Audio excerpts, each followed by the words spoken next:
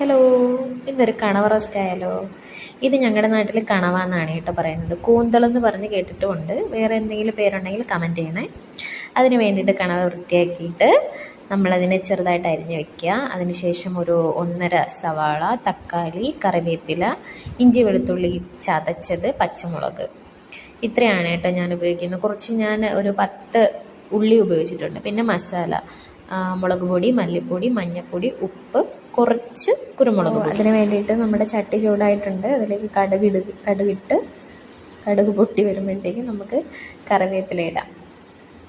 ഞങ്ങളുടെ ട്രിവാൻഡ്രത്ത് കണവാന്ന് തന്നെയാണ് കേട്ടോ പറയുന്നത്. ഞാൻ കൂന്തൽ എന്ന് പറഞ്ഞ് കേട്ടിട്ടുമുണ്ട്, കൂന്തൽ. പിന്നെ വേറെ എന്തെങ്കിലും പേരുണ്ടെങ്കിൽ നിങ്ങളൊന്ന് കമൻറ്റ് ചെയ്യണേ. വേറെ എവിടെയെങ്കിലുമൊക്കെ എന്തെങ്കിലും പേരുണ്ടെങ്കിൽ കമൻറ്റ് ചെയ്യുക. എനിക്കിവിടെ അറിയാമെന്നുള്ള പേരേ അറിയുള്ളൂ. പിന്നെ നമ്മളതിലേക്ക് കറിവേപ്പില ഇട്ടു. അത് മാത്രമല്ല, നമ്മളെപ്പോഴും കറിയും തോരനൊക്കെയല്ലേ ഉപയോഗിക്കുന്നത്. അപ്പോൾ ഇങ്ങനെ റോസ്റ്റ് ചെയ്ത് കഴിച്ച് ഇത്രയും കൂടി ടേസ്റ്റ് ആയിരിക്കും. ഇഞ്ചി വെളുത്തുള്ളി പേസ്റ്റ് അല്ല കേട്ടോ, ഞാനിത് ചതച്ചാണ് ഇടുന്നത്. കാരണം റോസ്റ്റിൻ്റെ കൂടെ, കഷ്ണത്തിൻ്റെ കൂടെ നമ്മുടെ ഇഞ്ചി വെളുത്തുള്ളി ഇട്ട കഷ്ണമൊക്കെ കടിക്കാൻ കിട്ടുമ്പോൾ നല്ല ടേസ്റ്റാണ്. എനിക്കിഷ്ടമാണ് അങ്ങനെ കഴിക്കുന്നത്, അതുകൊണ്ടാണ് ഞാൻ ചതച്ചിട്ടത്. അതിൻ്റെ കൂടെ സവാള ഇടുക.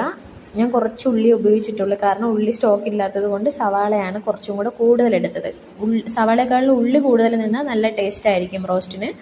അല്ലെങ്കിൽ നമുക്ക് സവാള ഇതിൽ കൂടുതലാണെന്നുണ്ടെങ്കിൽ ഒരല്പം വിനാഗിരി ഒഴിച്ചാൽ മതി, അതിൻ്റെ ഒരു മധുരം മാറ്റാൻ വേണ്ടിയിട്ട്. അത് ലാസ്റ്റ് ഉപയോഗിക്കാം നമുക്ക്.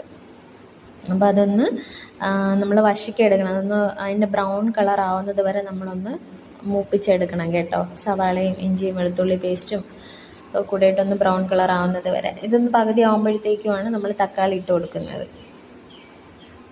ഇഞ്ചി വെളുത്തുള്ളി പേസ്റ്റിനേക്കാളും ഇങ്ങനെ നമ്മുടെ റോസ്റ്റൊക്കെ ഉപയോഗിക്കുമ്പോഴത്തേക്കും ഈ ചതച്ചൊക്കെ ഇടുന്നത് തന്നെയാണ്. ചോപ്പ് ചെയ്തിടുന്നതിനും പ്രശ്നമില്ല. എനിക്ക് കുറച്ചും കൂടെ ഇഷ്ടമായിട്ട് തോന്നുന്നത് ചതച്ചുപയോഗിച്ചതാണ് നല്ലതെന്നായിട്ടാണ് എനിക്ക് തോന്നിയത്. അതുകൊണ്ടാണ് ഞാൻ ചതച്ചിട്ടത് കേട്ടോ. പിന്നെ പച്ചമുളകും കൂടെ ഇട്ടതിന് ശേഷം നല്ല ഒരു ബ്രൗൺ കളറൊന്ന് മൂത്ത് വരുന്നത് വരെ ഒന്ന് ഇളക്കിയതിന് ശേഷം നമ്മുടെ തക്കാളി ഇടണം. തക്കാളി ഞാൻ 1 ഉപയോഗിച്ചിരിക്കുന്നത് കേട്ടോ. പിന്നെ അളവൊന്നും പറഞ്ഞു തരുന്നില്ല. നമ്മുടെ അളവ് എങ്ങനെയാണോ, നമുക്ക് അതിന് ടേസ്റ്റായിട്ട് തോന്നുന്നത് എങ്ങനെയാണോ അതിനനുസരിച്ചിട്ട് എല്ലാത്തിനും വ്യത്യാസപ്പെടുത്തിയൊക്കെ ഇടാം. നമുക്ക് റോസ്റ്റ് എല്ലാവർക്കും പല രീതിക്കും ഉണ്ടാക്കുന്നത് ഞാൻ കണ്ടിട്ടുണ്ട്. കുക്കറിലൊക്കെ ഉപയോഗിക്കുന്ന കണ്ടിട്ടുണ്ട്. എനിക്ക് ഇതാണ് കേട്ടോ ഇഷ്ടം, ഇങ്ങനെ ചട്ടിയിൽ ഉണ്ടാക്കുന്നതാണ് ഇഷ്ടം. എന്നിട്ട് അതിനൊന്ന് നന്നായിട്ട് മൂപ്പിച്ചതിന് ശേഷം നമ്മുടെ പൊടി ഐറ്റംസൊക്കെ ഇടാം, മസാലകളിടാം.